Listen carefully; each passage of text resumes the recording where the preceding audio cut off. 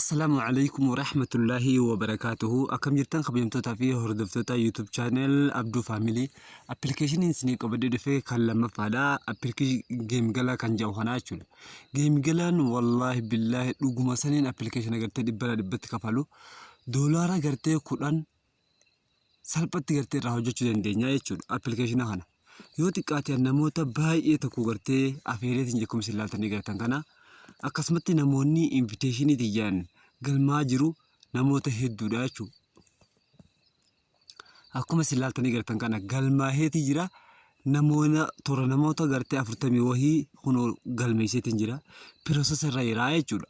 Akkaataa itti gartee galmaahan yoo barbaadan viidiyoo isaa salphaadha taaniin gartee taahoo yoon taanis ni hojjedha jechuudha viidiyoo isaa jechuudha akkaataa itti banatan salphaadha.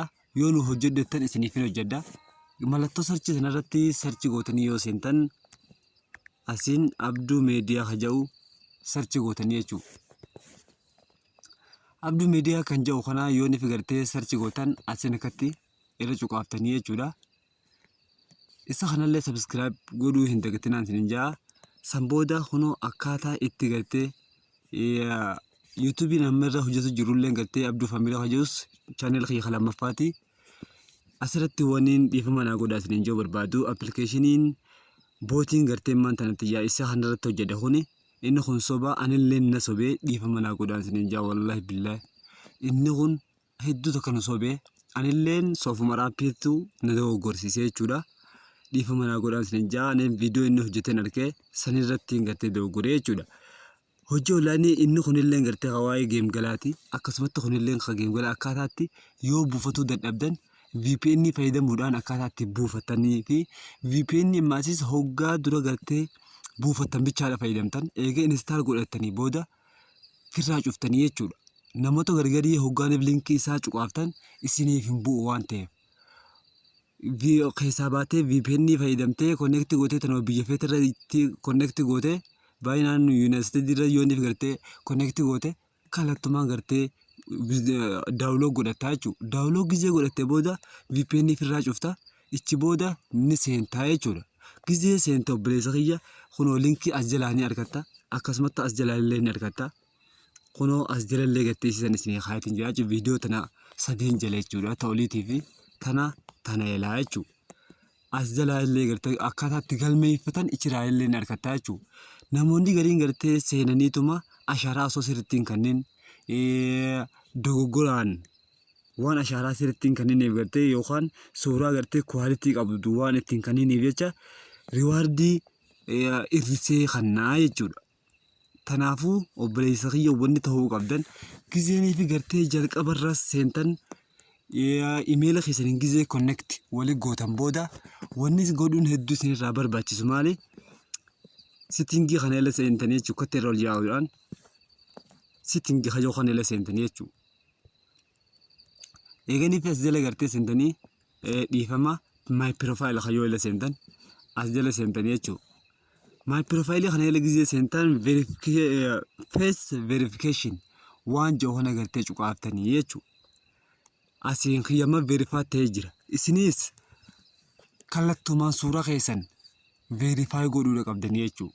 Verify eega sirri gootanii booda wilii gartee za'a waa xiqqoo keessatti coinin nama isin linkii isaa seentanii sunis isa dhaqqaba.